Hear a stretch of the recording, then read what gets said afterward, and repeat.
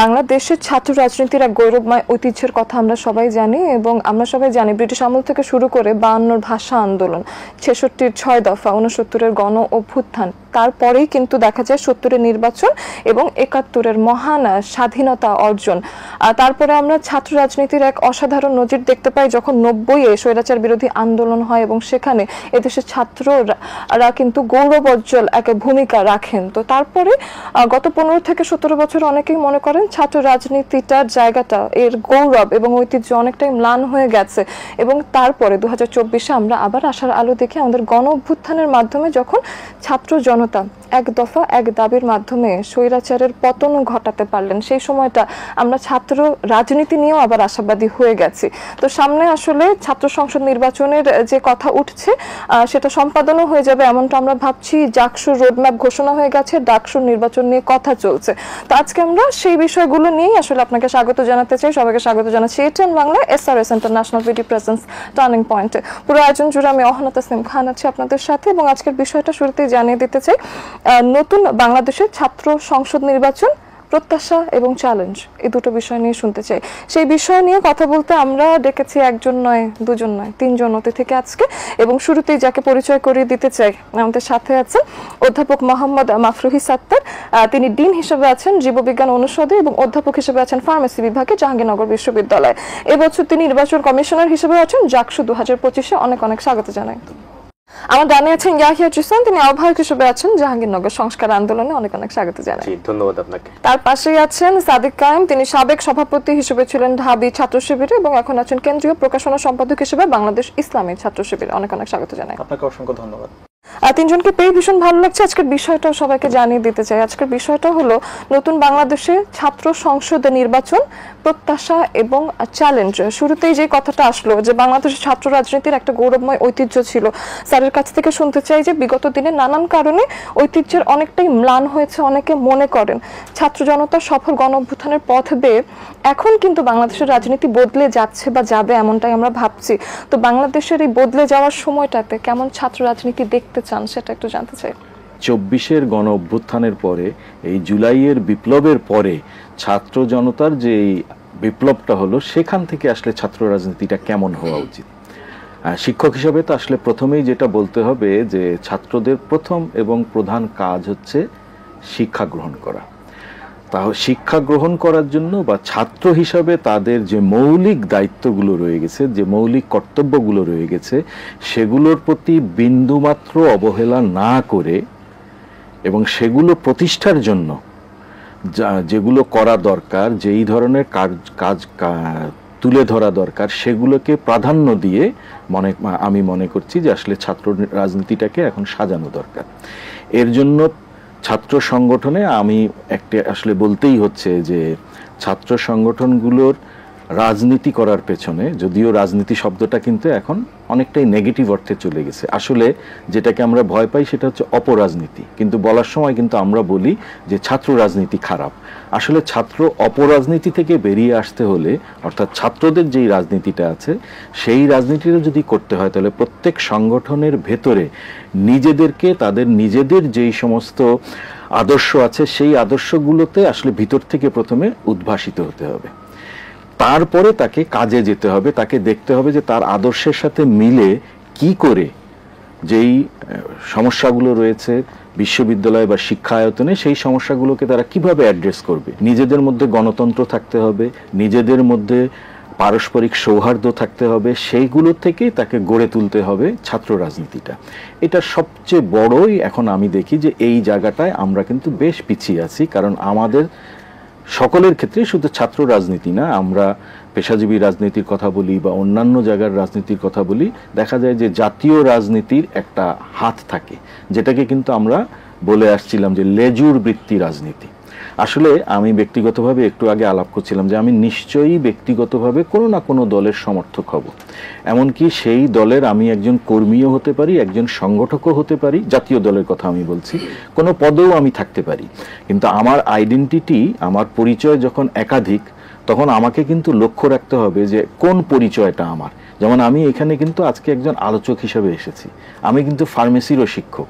এখন এখানে এসে যদি আমি ফার্মেসির কোনো বিষয়ের উপর মানে কথা বলা শুরু করি, সেটি কি পরিস্থিতির সৃষ্টি করবে সেটা আমরা বুঝতে পারি। ঠিক একইভাবে আমার যে পরিচয়টা আছে, আমি যেখানে যেই যদি মাল্টি পরিচয় আমার থেকে থাকে একাধিক, তাহলে ওই আরেকটা পরিচয় যেন আমাকে নেগেটিভলি প্রভাবিত না করে। এটা হচ্ছে ছাত্র রাজনীতির আমি প্রথম দেখি।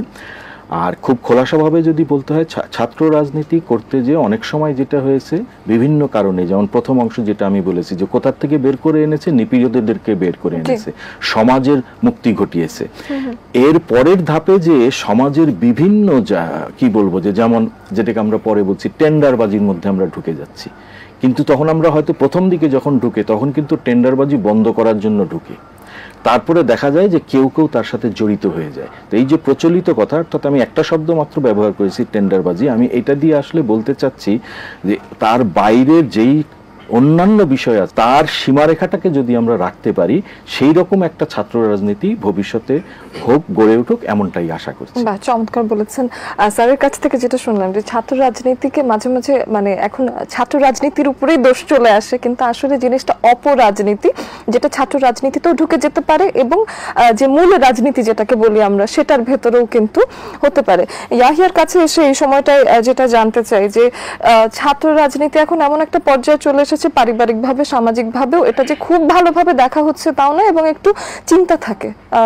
আপনারা যারা পার্টিসিপেট করছেন ছাত্র রাজনীতিতে তাদের নিয়েও কিন্তু একটা চিন্তা থাকে যে দল চেঞ্জ হলে বা রাজনৈতিক পরিস্থিতি চেঞ্জ হলে দেখা যাবে কি হবে, তারপরে আপনাদের ভবিষ্যৎ কোন দিকে যাচ্ছে। তো এই বিষয়টা নিয়ে জানতে চাই যে বদলে যাওয়া বাংলাদেশের ছাত্র রাজনীতি নিয়ে আসলে কি আশা? বিগত 15 বছরে এক ধরনের ছাত্র রাজনীতির মডেল দেখেছি, সেই মডেলের আমি নাম দিচ্ছি ছাত্রলীগ মডেল। সেই মডেলে আমরা দেখেছি যে ছাত্র রাজনীতির নামে কিভাবে ছাত্রলীগ অপরাজনীতি করেছে। তারা হল দখল, সিট বাণিজ্য, চাঁদাবাজি, টেন্ডারবাজি, ধর্ষণ কাণ্ড, এমন হেন কাণ্ড নেই যে তারা করেনি ছাত্র রাজনীতির নাম নিয়ে। তো এই মডেল থেকে আমাদের বের হয়ে আসতে হবে। 24-এর গণঅভ্যুত্থানের শহীদদের প্রতি আমাদের অন্যতম একটা দায় হচ্ছে এই ধরনের মডেল থেকে বের হয়ে আসা। দ্বিতীয়ত হলো আমরা কি ধরনের ছাত্র রাজনীতির মডেল চাই। আমরা এমন একটি ছাত্র রাজনীতির মডেল চাই যেখানে সিট বাণিজ্য থাকবে না, যেখানে হল দখলের রাজনীতি হবে না, মন দখলের রাজনীতি হবে, যেখানে কোনো ধরনের চাঁদাবাজি, টেন্ডারবাজি থাকবে না, যেখানে কিছুদিন আগে জাহাঙ্গীরনগর বিশ্ববিদ্যালয়ে একটি ধর্ষণকাণ্ড ঘটেছে, ছাত্রলীগের সেই ধর্ষণকাণ্ডের সঙ্গে সম্পৃক্ততা রয়েছে। তো এই ধরনের কোনো কর্মকাণ্ড আমরা দেখতে চাই না। জাহাঙ্গীরনগরের ইতিহাসে আমরা দেখেছি মানিক সেটার 100তম সেঞ্চুরি করেছে ধর্ষণকাণ্ডে। তো এটা ছাত্রলীগের সঙ্গে সম্পৃক্ত একটি অভিযোগ বা এটা প্রমাণিত সত্য। তো এই ধরনের কোনো কর্মকাণ্ড আমরা এই নতুন ছাত্র রাজনীতির মডেলে দেখতে চাই না। আমরা এমন একটি মডেল দেখতে চাই যেখানে আবরারের মতো মেধাবী ছাত্রকে শিবির ট্যাগ দিয়ে পিটিয়ে হত্যা করা হবে না। আমরা এমন একটি ছাত্র রাজনীতির মডেল দেখতে চাই যেখানে বিশ্বজিতের মতো ব্যক্তিকে শিবির ট্যাগ দিয়ে হত্যা করা হবে না, যেখানে কোনো চাঁদাবাজি থাকবে না, টেন্ডারবাজি থাকবে না, হল দখলের রাজনীতি থাকবে না। আমরা 24-এর যে গণঅভ্যুত্থান, সেই গণঅভ্যুত্থানের মাধ্যমে আমরা একটি লেজুর বৃত্তিমুক্ত ছাত্র রাজনীতি দেখতে চাই এবং এমন একটি ছাত্র রাজনীতির যে লক্ষ্য, সে লক্ষ্য হওয়া উচিত শিক্ষার সুষ্ঠু পরিবেশ নিশ্চিত করার জন্য কাজ করা এবং যারা এই ফ্যাসিবাদ বিরোধী আন্দোলনের সঙ্গে যারা যুক্ত ছিল তাদেরকে এখন এই যে বিভাজন দেখা যাচ্ছে, এই বিভাজন থেকে সরে আসে কিভাবে ঐক্যবদ্ধভাবে আমরা নতুন বাংলাদেশ, যদি ফ্যাসিবাদ বিরোধী প্রশ্নে আমরা ঐক্যবদ্ধভাবে আমরা আন্দোলন করতে পারি, গণঅভ্যুত্থানে অংশ নিতে পারি, তাহলে বাংলাদেশ পুনর্গঠন প্রশ্নে আমরা কেন একসঙ্গে দাঁড়াতে পারবো না, ঐক্যবদ্ধ হয়ে বাংলাদেশ পুনর্গঠন করতে পারবো না।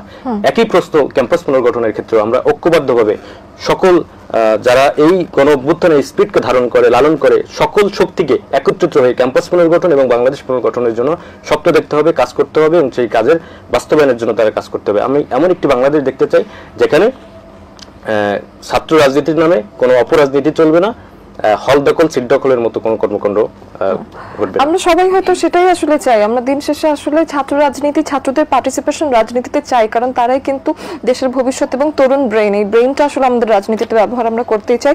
সাদিক কায়েমের কাছে আসতে চাই এবং তার কাছে এসে জানতে চাই যে ছাত্র রাজনীতি নিয়ে এবং আগাম দিনের যে একটা ভাবনা আছে, অবশ্যই সংস্কার নিয়ে আমরা ভাবছি, তো ছাত্র রাজনীতির কাছ থেকে আসলে আপনার কি প্রত্যাশা, আপনার নিজস্ব দল থেকে কি চাইছেন? ছাত্র রাজনীতির একটা নেগেটিভ মাইন্ডসেট আমরা তরুণ প্রজন্মের মধ্যে দেখতে পাচ্ছি। আমরা ছাত্র রাজনীতি বলতে গত 16 বছরে ছাত্রলীগের যে দাসত্বের রাজনীতি দেখতে পেয়েছি এবং যে পেশি শক্তির রাজনীতি দেখতে পেয়েছি, সেটা আমাদের মাইন্ডসেটে থেকে গেছে। ছাত্র রাজনীতি মানে গণরুম গ্যাস্টরুম কালচার, ছাত্র রাজনীতি মানে ফাও খাওয়া, ছাত্র রাজনীতি মানে চাঁদাবাজি টেন্ডারবাজি, ছাত্র রাজনীতি মানে শোডাউনের পলিটিক্স, এরকম অনেকগুলো নেগেটিভ ভিশন আমাদের মাথায় মাইন্ডসেটে চলে আসে। তো 24-এর ছাত্র জনতা অভ্যুত্থান পরবর্তী আমরা বলছি আমরা ছাত্র রাজনীতির আমূল সংস্কার চাই। তো এটা কেমন হতে পারে? একটা মডেল এমন হতে পারে যে আমরা বলছি ছাত্র রাজনীতি এমন হবে, এটা হবে মার্কেট প্লেস অফ আইডিয়াস। আমরা দেখতে পাই বাজারে অনেকগুলো আইডিয়া আমাদের থাকতে পারে, আমরা এক একজন এক এক আদর্শ লালন করি। আমি শিবির করি, আমার এক ধরনের আদর্শ থাকতে পারে, আমার বন্ধুপ্রতিম ছাত্র সংগঠন বামপন্থী যারা আছে তাদের এক ধরনের আদর্শ থাকতে পারে, ছাত্র দলের এক ধরনের আদর্শ থাকতে পারে। আমাদের যে আদর্শগুলো আছে সেই আদর্শগুলো নিয়ে আমরা আমাদের সাধারণ শিক্ষার্থীদের কাছে যাব। আমাদের আদর্শগুলো যদি তাদের ভালো লাগে তারা গ্রহণ করবে, আর যদি ভালো না লাগে তারা সমালোচনা করবে। এই ভালো লাগা অথবা সমালোচনা করা দুইটাকে আমরা সাধুবাদ জানাবো, কিন্তু আমরা কেউ এখানে হকি স্টিক অথবা স্টাম্প নিয়ে যাব না। আমরা মধ্যে বসে নিজেদের কনস্ট্রাকটিভ ক্রিটিক করব, কিন্তু কোনো ধরনের পেশি শক্তি প্রদর্শন করব না। তো এই 24-এর ছাত্র জনতা অভ্যুত্থান পরবর্তী আমাদের প্রতিযোগিতা হওয়া উচিত আমাদের আইডিয়া নিয়ে, আমাদের পেশি শক্তির কোনো প্রতিযোগিতা হওয়া উচিত না। আর দ্বিতীয়ত আমাদের ছাত্র রাজনীতির রূপরেখাটা হওয়া উচিত মেরিটোক্রেসির ভিত্তিতে, মেধার ভিত্তিতে। আমরা আমাদের পলিসি ডায়ালগ করতে পারি, সিট রাজনীতি বা সিট বাণিজ্য যাতে না হয়। এক্স্যাক্টলি। তো আমাদের মেধার ভিত্তিতে আমরা আমাদের দেশটাকে কিভাবে বিনির্মাণ করতে চাই, আগামী বাংলাদেশটা কেমন হওয়া উচিত, তো এই পলিসিগুলো আমরা পলিসি ডায়ালগ আয়োজন করতে পারি, ডিবেট আয়োজন করতে পারি। এর মাধ্যমে আমরা আমাদের রাষ্ট্রকে আমাদের পলিসিগুলো দিতে পারি। তো এই ধরনের ছাত্র রাজনীতি হওয়া উচিত। তৃতীয়ত ছাত্র রাজনীতি হওয়া উচিত ছাত্র সংসদকে কেন্দ্র করে, যেটার জন্য 24-এর ছাত্র জনতার অভ্যুত্থান পরবর্তী প্রতিটি ক্যাম্পাসে এবং প্রতিটি জায়গায় শিক্ষার্থীরা এই দাবিতে তুলেছে। শিক্ষার্থীদের নির্বাচিত প্রতিনিধিরাই তাদের দায়িত্ব নিবে, তাদের কথাগুলো বলবে, তাদের অধিকারের কথা বলবে এবং গণতন্ত্র চর্চা হবে। তো এই ধরনের যদি ছাত্র রাজনীতি আমরা ইনশিওর করতে পারি, তাহলে আমাদের বর্তমান এবং ভবিষ্যতে আমরা কিছু তরুণ নেতৃত্ব পাবো যারা দেশের জন্য সৎ, দক্ষ এবং আদর্শিক হিসেবে তারা কাজ করবে এবং আগামীর সম্ভাবনা বাংলাদেশ বিনির্মাণে তারা কাজ করবে। চাকসু নির্বাচনের কিন্তু স্যার রোডম্যাপ ঘোষণা করা হয়েছে ইতোমধ্যে। তো সেই ক্ষেত্রে জাতীয় সংসদ নির্বাচনের আগে এই যে জাকসু এই নির্বাচনগুলো হয়ে যাচ্ছে, এটার কি কোনো বেনিফিট সামনে দেখতে পাচ্ছেন এবং এটার কোনো চ্যালেঞ্জও আছে কিনা সেটা একটু জানতে চাই। মানে যে কোনো জিনিস তো আমাদের চাওয়া, আমাদের যে প্রত্যাশা থাকে সেই প্রত্যাশা থেকে প্রত্যাশা পূরণের পথে যে বাধাটা থাকে সেটাই চ্যালেঞ্জ। সংসদ নির্বাচনের সাথে সম্পর্কযুক্ত না করেও যদি আমি বলি, মূলত হচ্ছে যে ছাত্রদের শুধু নয়, আসলে জাতিরই একটা আকাঙ্ক্ষা ছিল যে প্রত্যেক ক্ষেত্রে আমাদের একটা নির্বাচিত প্রতিনিধিত্ব থাকবে সবকিছুতেই, যাতে কেউ ওই যেই কথাগুলো আমরা একটু আগে উচ্চারণ করলাম সেদিকে না যাই। এবং তারপরেও চেক অ্যান্ড ব্যালেন্সের বিষয় থাকবে, সেটা আলাদা ইস্যু। যে একদম নির্বাচিত হয়ে গেলেই যে তারা ফ্যাসিস্ট হবেন না এমনও কোনো কথা না। কিন্তু সেখান থেকে প্রথম কথা হচ্ছে যে তাহলে কর্তৃপক্ষের একটা দায়িত্ব থেকে যায় যে এর ব্যবস্থা করা। আসলে সেরকমই একটা জায়গা থেকে জাহাঙ্গীরনগর বিশ্ববিদ্যালয় কর্তৃপক্ষ রোডম্যাপ ঘোষণা করেছেন। এখানে চ্যালেঞ্জগুলোর মধ্যে আসলে অনেকগুলো চ্যালেঞ্জ আছে। আমি যদি দুই ভাগে ভাগ করি, যে একটা হচ্ছে মানে এর ব্যবস্থাপনার দিকের চ্যালেঞ্জ আছে, আর একটা চ্যালেঞ্জ হচ্ছে যে এটা যখন হবে সেই সময়ের কিছু চ্যালেঞ্জ রয়ে গেছে। আর খুব ছোট করে হলেও একটা যে এর অন্যান্য যারা আছেন, যে একটা তো হচ্ছে যে যারা নির্বাচন পরিচালনা করবেন, তারা যারা নির্বাচিত হবেন মানে নির্বাচনে প্রতিদ্বন্দ্বিতা করবেন অথবা যারা নির্বাচন অংশগ্রহণ করবেন শিক্ষার্থীরা, তাদের বাইরেও কিন্তু বিশ্ববিদ্যালয়ের বাইরেও কিন্তু সরকার সহ অনেক ধরনের স্টেক হোল্ডার, কেউ কেউ সামনাসামনি আছেন, কেউ কেউ হয়তো নিভৃতে থেকে যান। এইগুলো চ্যালেঞ্জের এই কতগুলো দিক আছে। তো প্রথম যেটা বলছিলাম, যে প্রথম চ্যালেঞ্জটা হচ্ছে যে আসলে কি করে নির্বাচনটা হবে। যেমন আমাদের কিন্তু জাতীয় পর্যায়েও কিন্তু আমরা এখানে, যদিও জিনিসটা একটু বিপরীত দিকে চলে গেছে, যে জাতীয় পর্যায়ে যারা নির্বাচনটা আগে চাচ্ছেন তারা সংস্কারের কথা বলছেন যে পরে করতে। আবার জাতীয় পর্যায়ে যারা সংস্কারটা আগে চাচ্ছেন, নির্বাচনটা পরে করতে চাচ্ছেন, তারা কিন্তু বিশ্ববিদ্যালয় পর্যায়ে বলছেন যে নির্বাচনটা আগে, সংস্কারটা পরে। তো এই দুই জায়গায় একটা মানে এই বৈপরীত্যটা আমি বললাম এই কারণে যে এটা কিন্তু একটা চ্যালেঞ্জ, হ্যাঁ, যে আসলে তাহলে যে মানে দল বা দিয়ে বলা হচ্ছে না যে আসলে তাহলে কোনটা করা সম্ভব। এর আগেও আমরাও বিভিন্ন জায়গায় যেটা মনে করি যে আসলে এই দুইটা কিন্তু একটা আরেকটার বিপরীত না। সংস্কার যে প্রক্রিয়া, সেই সংস্কার প্রক্রিয়াটা একটা আসলে চলমান প্রক্রিয়া। তাহলে ন্যূনতম কিছু জিনিসের জন্য কি করতে হবে, হয়তো সংস্কার প্রয়োজন হতে পারে। যেমন আমি যদি শুধু ডাকসুর কথা বলি, আমার যতটুকু জ্ঞান আছে তাতে ডাকসুতেও একই ধরনের সমস্যা রয়ে গেছে। সেটা হচ্ছে দু ধরনের। একটা হচ্ছে যে নির্বাচনটা হয়েছে কিন্তু এর আগে আমাদের ওখানে প্রায় 33 বছর আগে ঢাকা বিশ্ববিদ্যালয়ের মধ্যে একটা নির্বাচন হয়েছে, কিন্তু সেটা প্রশ্নবিদ্ধ নির্বাচন বলেই অনেকে মনে করছেন। প্রশ্নবিদ্ধ হলেও সংগঠিত করতে যে সেখানকার যে কতগুলো বিষয় ছিল সেগুলো কিন্তু উঠে এসেছে। তার মধ্যে যেমন আমাদের চ্যালেঞ্জের মধ্যে আছে যে আমাদের যে মানে বিদ্যমান যে গঠনতন্ত্রটা রয়ে গেছে জাকসুর, সেই গঠনতন্ত্রে বেশ কিছু বিষয় স্পষ্ট না, অস্পষ্ট। এখন অস্পষ্ট হলে এর উত্তর দিবেন কি? আমি একটা উদাহরণ হিসেবে বলছি যে হয়তো ওখানে লেখা আছে যে অমুক এর উত্তর দিবেন। এখন এই যখন একজন ব্যক্তির উপর চলে যাচ্ছে অথবা কয়েকজন ব্যক্তির উপর চলে যাচ্ছে, তখন কিন্তু যেই উত্তরটাই আসুক না কেন এটা নিয়ে দ্বিমত পোষণ করার একটা জায়গা হয়ে যাচ্ছে। এই একটা চ্যালেঞ্জ যে এই এমিকেবলি, অর্থাৎ মানে সকলের মতামত নিয়ে জিনিসটাকে কি করা, যে সমাধান করা। ছাত্র রাজনীতিতে সব থেকে বেশি যেটা প্রয়োজন, মেধা তো আছে, এই সাথে সততার জায়গাটা, নিজস্ব সহিষ্ণুতা, তো একসাথে কিন্তু এই জিনিসগুলো প্রয়োজন। এবং আপনারা দুজনই ছাত্র রাজনীতির সাথে সম্পৃক্ততা যেহেতু আছে, আমি একটু সেই বিষয়টাতেই আসতে চাই। জাকসু নির্বাচনের রোডম্যাপ সম্পর্কে আপনিও জানেন এবং স্যার বলছেন যে কোনো সময় নির্বাচন সম্ভব।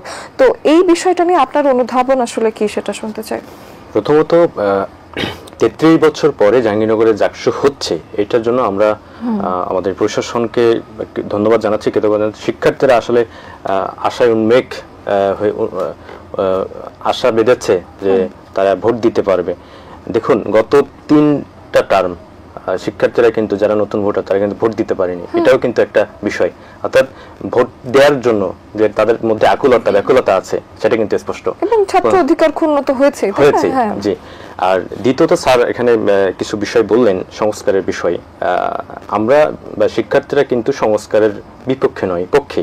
কিন্তু একই সঙ্গে এটা মনে রাখতে হবে যে সংস্কারের নামে যদি কালক্ষেপণ করা হয় তাহলে সেটা কিন্তু অগ্রহণযোগ্য হবে। কারণ আমরা এই নির্বাচনটা, যেহেতু ছাত্র সংসদ নির্বাচন অনেকদিন ধরে নেই, সুতরাং এর কিন্তু একটা চাহিদা ব্যাপক রয়েছে।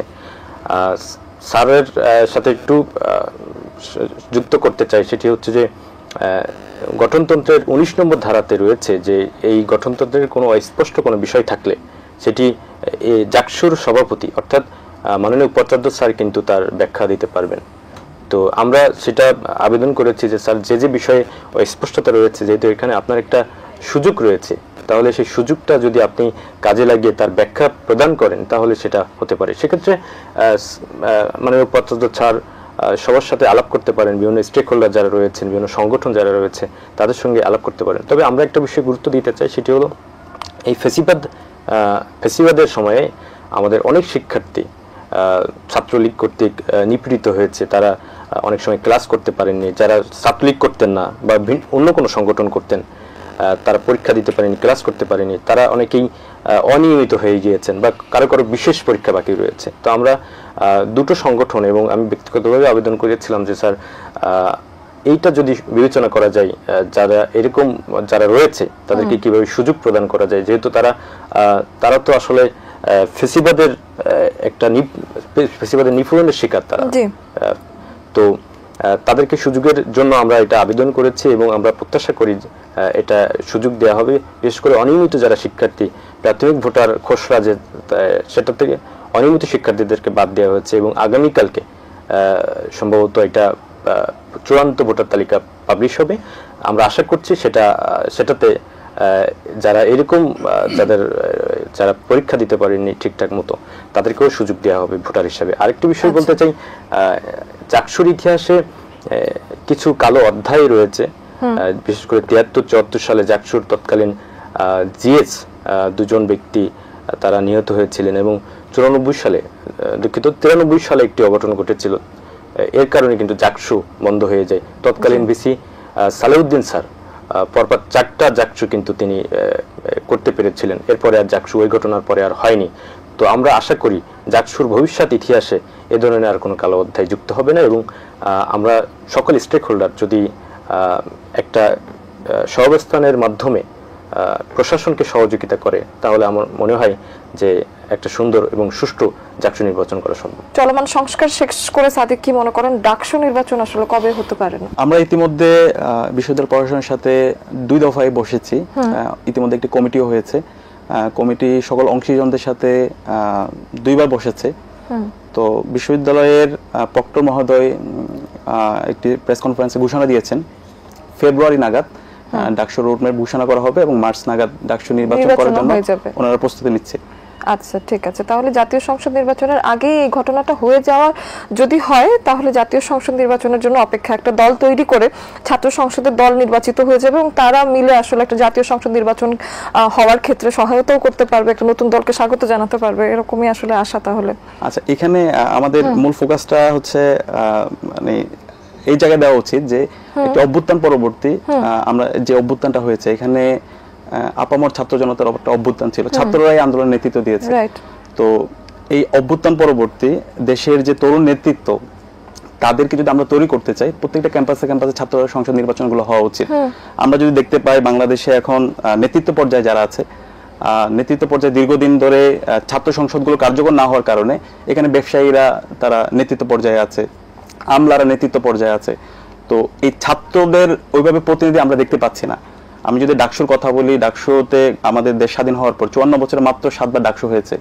ডাকসু থেকে যারা নির্বাচিত হয়েছে তারাই বাংলাদেশের জাতীয় রাজনীতিতে গুরুত্বপূর্ণ অবদান রেখেছে। তো 2019 সালে সর্বশেষ ডাকসু হয়েছে, সেখানে আমাদের যেভাবে প্রত্যাশা ছিল সেভাবে হয়নি। এখানে নির্বাচনের ক্ষেত্রে ইঞ্জিনিয়ারিং হয়েছে, কারচুপি হয়েছে।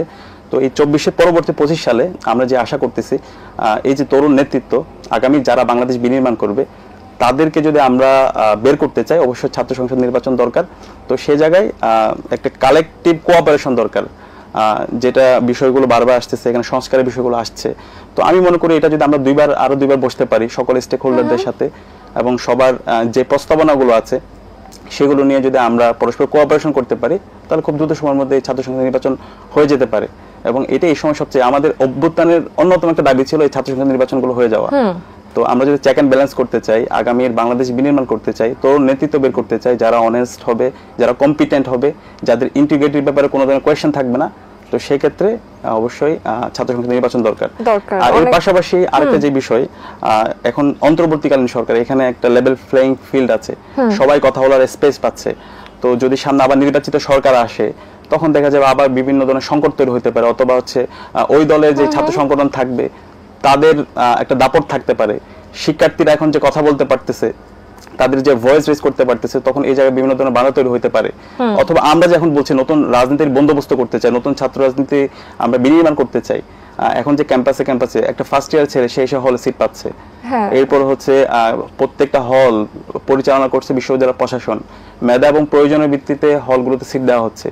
এই যে সিস্টেমগুলো ডেভেলপ হলো, এটাকে যদি আমরা সাস্টেইন করতে চাই অবশ্যই ছাত্র সংসদ নির্বাচন দরকার। চলমান সংস্কার পদ্ধতির মধ্যে হলে আপনি মনে করছেন যে এখন হলে আরো ফেয়ার এন্ড স্কয়ার হবে, যদি কোনো নির্বাচিত দল এসে যায় তখন ফেয়ারনেস নাও থাকতে পারে।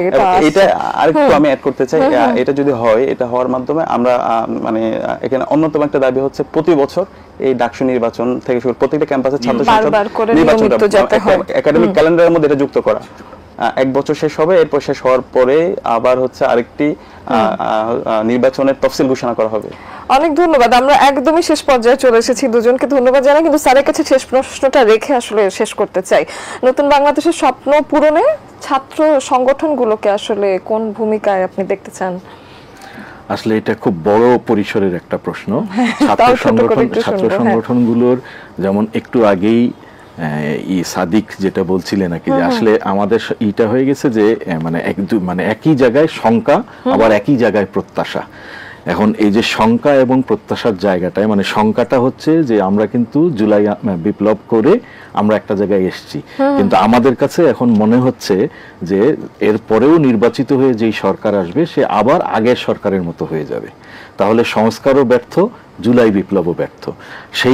সেই জায়গা থেকেই হয়তো মানে ছাত্র সংসদের নির্বাচনগুলোর কথা নিয়ে মানে উনার বক্তব্য যেটা দিলেন, তো আসলে ছাত্র সংগঠনগুলোর কিন্তু আমার মনে হচ্ছে যে আরো অনেকখানি যে জুলাই বিপ্লবের যে অভিজ্ঞতা, সেই জুলাই বিপ্লবের অভিজ্ঞতা থেকে যেগুলোকে কারণ আমরা তো আসলে একটা নির্বাচনকে টার্গেট করলে আমরা কিন্তু টেকসই যে উন্নয়ন সেটা পাবো না। তাহলে সেই ক্ষেত্রে ছাত্র সংগঠনগুলোর কাছে আমার প্রত্যাশা হচ্ছে যে তারা নিজেরা লেজুর ভিত্তি রাজনীতি করবে না। এই একটা জিনিস যদি ছাত্র রাজনীতিতে তারা প্রতিষ্ঠা করতে পারে, প্রত্যেকটা সংগঠন, প্রত্যেকটা ছাত্র, তাহলেই কিন্তু হয়তো অন্যান্য যেই আমরা সমস্যার কথা বলছি সেই সমস্যাগুলো দূর হয়ে যাবে। তাদের কাছে প্রথম এবং প্রধান প্রত্যাশা হবে হচ্ছে যে তাদের সবকিছু আবর্তিত হবে, এক, তারা শিক্ষা এবং গবেষণা কেন্দ্রিক হয়ে, দুই, রাষ্ট্রীয় পর্যায়ে তারা যেই সমস্ত বিষয়ে অংশগ্রহণ করতে যাবে সেখানে তাদের এই অংশগ্রহণটা যেন কোনো রাজনৈতিক দলকে অসুবিধা করার জন্য যেন না হয়। অনেক ধন্যবাদ এবং আমার মনে হয় যে আজকে আমরা বেশ একটা গঠনমূলক আলোচনাই করতে পেরেছি এবং ছাত্র সংসদ নির্বাচন নিয়ে অনেক আশার বাণী আজকে উঠে এসেছে। তিনজনকে ধন্যবাদ জানাতে চাই। ধন্যবাদ। দর্শক, আমার মনে হয় যে এই যে আগাম ছাত্র সংসদ নির্বাচন, তা নিয়ে অনেক রকম মত এবং মতের বিভেদ থাকলেও 2024-এর যে জুলাই আগস্টের গণ অভ্যুত্থান এবং তাতে ছাত্র জনতার যে পার্টিসিপেশন, এটার পরে এই সময়ের ছাত্র সংসদ নির্বাচন নিয়ে আমরা বেশ আশার আলো দেখছি এবং আমরা চাইছি যে ছাত্র সংসদ নির্বাচনটা খুবই ফেয়ার ভাবে, খুবই সুষ্ঠুভাবে যাতে সম্পাদিত হয় এবং তা থেকে আসলে ইউনিভার্সিটির পরিবেশ এবং দেশের পরিবেশে আমার মনে হয় উপকারী হবে। তো ছাত্র সংসদ নির্বাচনটা সুষ্ঠুভাবে হোক সেই প্রত্যাশায় আজকের মতো বিদায় নিচ্ছি এখানে।